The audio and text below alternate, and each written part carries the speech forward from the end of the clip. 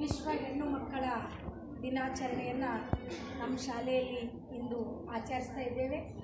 ಈ ಒಂದು ಕಾರ್ಯಕ್ರಮದ ಪ್ರಯುಕ್ತ ವೇದಿಕೆ ಮೇಲೆ ಆಸೀನರಾಗಿರುವಂಥ ಈ ಕಾರ್ಯಕ್ರಮದ ಅಧ್ಯಕ್ಷ ಸ್ಥಾನವನ್ನು ಅಲಂಕರಿಸಿರುವಂಥ ಸಂಜನಾ 10ನೇ ತರಗತಿ ಇವಳಿಗೆ, ಜೊತೆಗೆ ಈ ಒಂದು ಕಾರ್ಯಕ್ರಮದ ಮುಖ್ಯ ಅತಿಥಿಗಳಾಗಿರುವಂಥ 10ನೇ ತರಗತಿಯ ನಾಯಕಿಯರಾದಂಥ ಅಂಬಿಕಾ ಮತ್ತು ಸಾಕ್ಷಿ ಇವರಿಗೆ, ಜೊತೆಗೆ 9ನೇ ತರಗತಿಯ ನಾಯಕಿಯರಾದಂಥ ನಿಖಿತಾ ಮತ್ತು ವೈಷ್ಣವಿ ಚಾಮುಂಡಿ ಇವರಿಗೆ, ಜೊತೆಗೆ 8ನೇ ತರಗತಿಯ ನಾಯಕಿಯಾದಂಥ ಜಯಲಕ್ಷ್ಮಿ ಇವರೆಲ್ಲರಿಗೂ, ಮತ್ತು ಜೊತೆಗೆ ನನ್ನ ಎಲ್ಲ ಶಿಕ್ಷಕ ವೃಂದದವರಿಗೂ, ಎಲ್ಲ ಮುದ್ದು ಮಕ್ಕಳಿಗೂ ಮಧ್ಯಾಹ್ನದ ನಮಸ್ಕಾರಗಳನ್ನು ತಿಳಿಸ್ತಾ,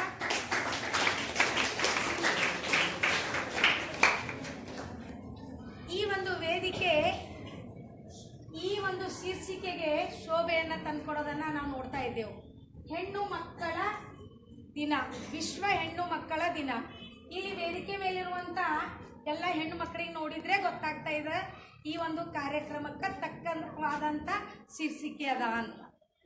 ನೋಡ್ರಿ, ಈ ಕಾರ್ಯಕ್ರಮ ಸರ್ಕಾರ ಯಾಕೆ ಜಾರಿ ತಂದುದ, ಮುಖ್ಯ ಉದ್ದೇಶ ಏನು ಅನ್ನೋದ್ರ ಬಗ್ಗೆ ಈಗಾಗಲೇ 2-3 ಮಕ್ಕಳು ಈ ಕಾರ್ಯಕ್ರಮದ ಉದ್ದೇಶವನ್ನು ಕುರಿತು ಮಾತನಾಡ್ಯಾರ.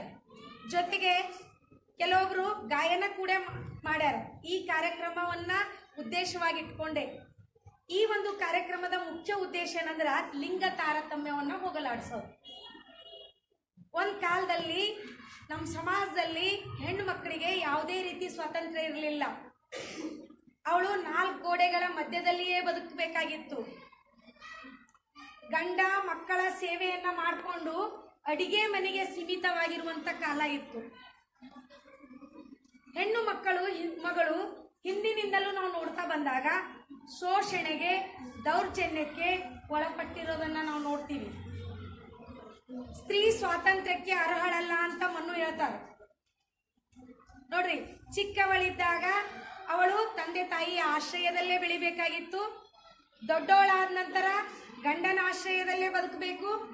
ಮುಪ್ಪಿನ ವಯಸ್ಸಿನಲ್ಲಿ ಮತ್ತೆ ಮಕ್ಕಳ ಆಶ್ರಯದಲ್ಲಿ ಬದುಕಬೇಕು. ಹೆಣ್ಣು ಸ್ವತಂತ್ರವಾಗಿ ಬದುಕಲಿಕ್ಕೆ ಸಾಧ್ಯ ಇಲ್ಲ ಅನ್ನುವಂಥ ಕೆಲವೊಂದು ಕಟ್ಟುಪಾಡುಗಳಿದ್ದು, ಆ ಒಂದು ಕಟ್ಟುಪಾಡುಗಳಿಂದ ಹೆಣ್ಮಕ್ಕಳು ಹೊರಗೆ ಬರಬೇಕಂತಕೊಂಡು ಅನೇಕ ಸಮಾಜ ಸುಧಾರಕರು ಸ್ತ್ರೀ ಸಮಾನತೆಗಾಗಿ ಹೋರಾಟ ಮಾಡಿರೋದನ್ನು ನಾವು ನೋಡ್ತೀವಿ. ಅವರೆಲ್ಲರ ಒಂದು ಪ್ರಯತ್ನದ ಫಲದಿಂದ ಇವತ್ತ ಹೆಣ್ಣು ಮಕ್ಕಳಿಗೆ ಎಲ್ಲ ರಂಗಗಳಲ್ಲಿ ಸ್ವಾತಂತ್ರ್ಯ ಸಿಕ್ಕಿದೆ. ಇವತ್ತಿನ ಕಾಲದಲ್ಲಿ ಹೆಣ್ಣು ಮಗಳು ಪ್ರತಿಯೊಂದು ರಂಗದಲ್ಲಿ ಮುಂದೆ ಬಂದಿರೋದನ್ನು ನಾವು ನೋಡ್ತೀವಿ. ಪ್ರತಿಯೊಂದು ರಂಗದಲ್ಲಿ ಶೈಕ್ಷಣಿಕವಾಗಿ, ಆರ್ಥಿಕವಾಗಿ, ಸಾಮಾಜಿಕವಾಗಿ ಪ್ರಗತಿಯನ್ನು ಸಾಧಿಸಿರೋದನ್ನು ಕೂಡ ನಾವು ಗಮನಿಸ್ತಾ ಇದ್ದೆವು. ಈಗ SSLC ಫಲಿತಾಂಶ ಬಂದಾಗ ನೋಡ್ರಿ, ಹೆಣ್ಣು ಮಕ್ಕಳದೇ ಮೇಲುಗೈ. PUC ಫಲಿತಾಂಶ ಬಂದಾಗೂ ಹೆಣ್ಣು ಮಕ್ಕಳದೇ ಮೇಲುಗೈ. ಆದರೂ ಈಗ ಹೆಣ್ಣು ಮಕ್ಕಳು ಪ್ರಗತಿಯನ್ನ ಸಾಧಿಸ್ತಾ ಇದ್ದಾರ. ಆದ್ರ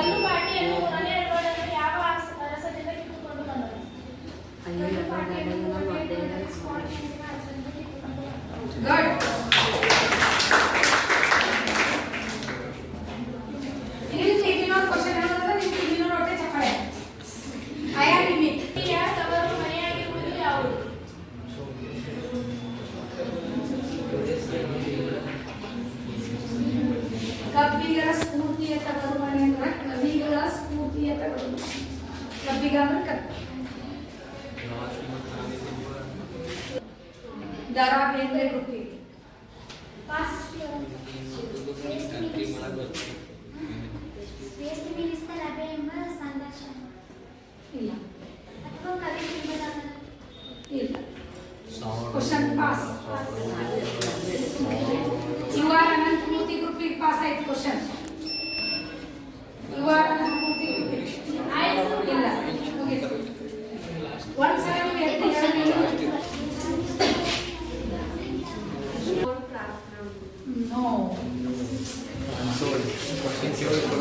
ಅಲ್ವೋ